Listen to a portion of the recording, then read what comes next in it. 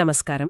ఈరోజు మనం భారతదేశ రక్షణా దౌత్యంలో జరుగుతున్న కొన్ని ముఖ్యమైన మార్పుల గురించి మాట్లాడుకుందాం. నమస్కారం. ఇటీవల ఆపరేషన్ సింధూర్ గురించి మన దేశం దాదాపు 70 దేశాల డిఫెన్స్ అటాచీలకు వివరించింది కదా. అవును. కాని ఆశ్చర్యంగా చైనా, టర్కీలను ఈ సమావేశానికి పిలవలేదు. ఇదే విషయం ఇప్పుడు చర్చనీయాంశంగా మారింది. నిజమే. First post, times of India లాంటి కథనాల ఆధారంగా ఈ సంఘటన వెనుక ఉన్న వ్యూహాలు, ఇంకా ఈ డిఫెన్స్ అటాచీల వ్యవస్థను భారతదేశం ఎలా విస్తరిస్తోంది అనే విషయాలను కొంచెం లోతుగా చూద్దాం. తప్పకుండా. ఈ బ్రీఫింగ్ను మన డిఫెన్స్ ఇంటెలిజెన్స్ ఏజెన్సీ అంటే DIA chief lieutenant general DS Rana గారు ఇచ్చారు. ఓకే. ఇది ముఖ్యంగా పహల్గాం ఉగ్రదాడికి మన ప్రతిస్పందనగా జరిగిన ఆపరేషన్ సింధూర్ గురించిన వివరణ అన్నమాట. ఇందులో ఎంత జాగ్రత్తగా లక్ష్యాలను ఎంచుకున్నారో చెప్పారు. అంటే కేవలం ఉగ్రవాద స్థావరాలనే టార్గెట్ చేశామని, పౌరులకు నష్టం జరగకుండా. అవును, ఖచ్చితంగా. అలాగే మన సాయుధ దళాల మధ్య సమన్వయం ఎలా ఉందో, ఇంకా స్పేస్, సైబర్, ఎలక్ట్రానిక్ వార్ఫేర్ లాంటి ఆధునిక టెక్నాలజీని ఎలా వాడామో కూడా వివరించారు. అంటే శత్రువుల తప్పుడు ప్రచారాన్ని కూడా ఎదుర్కోవాల్సొచ్చిందా? అవును, దాన్ని ఎలా ఎదుర్కొన్నారో కూడా ప్రస్తావించారు. అయితే ఈ కీలకమైన బ్రీఫింగ్కు చైనా, టర్కీలను ఎందుకు దూరంగా ఉంచారంటారు? వాళ్ల రాజకీయ వైఖరి కారణమా? కేవలం రాజకీయ వైఖరే కాదు, వాస్తవాలు కూడా చూడాలి. ఈ రెండు దేశాలు పాకిస్తాన్కు చాలా యాక్టివ్గా సైనిక సాయం అందిస్తున్నాయి. ఓ, అంటే? ఉదాహరణకు చైనా నుంచి JF-17 యుద్ధ విమానాలున్నాయి కదా, అవి పాక్ వాయుసేనలో చాలా కీలకం. అలాగే PL-15 మిసైల్స్ కూడా. మరి టర్కీ నుంచి అత్యాధునిక డ్రోన్లు పాకిస్తాన్కు అందాయి.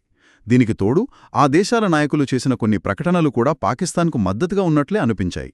అందుకే బహుశా వారిని మినహాయించుండొచ్చు. అర్థమవుతోంది. అంటే ఈ బ్రీఫింగ్ ద్వారా భారతదేశం ఒకవైపు తన సైనిక శక్తిని చూపిస్తూనే మరోవైపు అంతర్జాతీయంగా తన వైఖరిని కూడా స్పష్టం చేసిందనమాట. ఖచ్చితంగా. IDSHQ కూడా దీన్ని భారత్-పాక్ సంబంధాలలో ఒక కొత్త ప్రమాణం అని చెప్పింది. ఇది మన ఆధునిక యుద్ధ సామర్థ్యాన్ని ప్రదర్శించింది. అంతేకాదు, ఐక్యరాజ్యసమితి భద్రతామండలి సభ్యుల్లో 13 దేశాలకు ముందే వివరించడం కూడా దీని ప్రాధాన్యతను చూపిస్తోంది కదా. అవునవును, ఇది మన దేశం యొక్క పెరుగుతున్న వ్యూహాత్మక స్పష్టతను, ఆత్మవిశ్వాసాన్ని తెలియజేస్తుంది. ఇక్కడే డిఫెన్స్ అటాచీల పాత్ర చాలా కీలకమవుతుంది. ఈ డిఫెన్స్ అటాచీలు అంటే ఎవరు? వాళ్ల బాధ్యతలేంటి? వీళ్ళు మన రాయబార కార్యాలయాల్లో పనిచేసే సైనిక అధికారులన్నమాట. వీళ్ల ముఖ్యమైన పనులు రెండు దేశాల మధ్య సైనిక సహకారాన్ని పెంచడం, నిఘా సమాచారాన్ని విశ్లేషించడం, ఇంకా మన రక్షణ ఉత్పత్తుల ఎగుమతులను ప్రోత్సహించడం. ఈ వ్యవస్థ ఎప్పట్నుంచో ఉందా? దీని మూలాలు 17వ శతాబ్దం యూరప్లో కనిపిస్తాయి.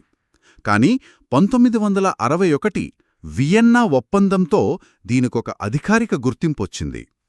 మనకు స్వాతంత్ర్యం వచ్చాక ముఖ్యంగా సోవియట్ యూనియన్తో సంబంధాలు నెరపడంలో వీళ్లు చాలా కీలక పాత్ర పోషించారు. మరిప్పుడు ఈ వ్యవస్థలో ఏమైనా మార్పులు చేస్తున్నారా? అవును, ఇటీవల భారతదేశం ఈ నెట్వర్క్ను రీఆర్గనైజ్ చేస్తోంది. రష్యా, UK లాంటి మన సాంప్రదాయ భాగస్వామ్య దేశాల్లో DAల సంఖ్యను కొంచెం తగ్గించారు. దాన్ని రేషనలైజేషన్ అంటున్నారు. తగ్గించారా? ఎందుకు? బహుశా మారుతున్న ప్రపంచ రాజకీయ పరిస్థితులు కొత్త ప్రాంతాలపై ఎక్కువ దృష్టి పెట్టాలనే ఉద్దేశం కావచ్చు. ఎందుకంటే అదే సమయంలో కొత్తగా చాలా చోట్ల నియమిస్తున్నారు. ఆ కొత్త ప్రాంతాలు ఏవి? ఎక్కడ నియమిస్తున్నారు? సుమారు 16 కొత్త DA పోస్టులను సృష్టిస్తున్నట్లు తెలుస్తోంది. ముఖ్యంగా ఆఫ్రికా దేశాల్లో, అంటే Djibouti, Ethiopia, Mozambique, Tanzania, Ivory Coast లాంటి దేశాల్లో. ఆఫ్రికా మీదెందుకంత దృష్టి? అక్కడ చైనా ప్రభావం బాగా పెరుగుతోంది కదా. ముఖ్యంగా జిబూటీలో చైనాకు సైనిక స్థావరం కూడా ఉంది. దాన్ని బ్యాలెన్స్ చేయడం ఒక కారణం కావచ్చు. ఇంకేమైనా కారణాలున్నాయా? ఉన్నాయి. అలాగే పోలాండ్, ఆర్మేనియా, ఫిలిప్పీన్స్లో కూడా కొత్తగా DAలను నియమిస్తున్నారు. ఆర్మేనియాకు మనం పినాకా, ఆకాష్ లాంటివి అమ్మాం. ఫిలిప్పీన్స్కు బ్రహ్మోస్ క్షిపణులిచ్చాం. సో ఆయుధ ఎగుమతులను ప్రోత్సహించడం కూడా మరో ముఖ్య లక్ష్యం. అంటే పోలాండ్ ద్వారా యూరోపియన్ యూనియన్తో, ఫిలిప్పీన్స్ ద్వారా ఆసియాన్ దేశాలతో సంబంధాలు బలపరుచుకోవటం కూడానా? ఖచ్చితంగా. అది వ్యూహంలో భాగమే. అంటే ఆపరేషన్ సింధూర్ లాంటి విషయాలు వివరించడానికే కాదు, ఇలాంటి వాణిజ్య ఒప్పందాలకు కూడా ఈ DAల నెట్వర్క్ ఉపయోగపడుతుందన్నమాట. అవును. రక్షణ దౌత్యం, రక్షణ వాణిజ్యం రెండిటికీ ఇది ముఖ్యం. ఈ నియామకాల్లో మహిళలకు కూడా అవకాశమిస్తున్నారా? తప్పకుండా 2019లోనే వింగ్ కమాండర్ అంజలి సింగ్ గారు మాస్కోలో మన మొదటి మహిళా డెప్యూటీ ఎయిర్ అటాచీగా బాధ్యతలు తీసుకున్నారు. ఇది చాలా మంచి విషయం. నిజమే.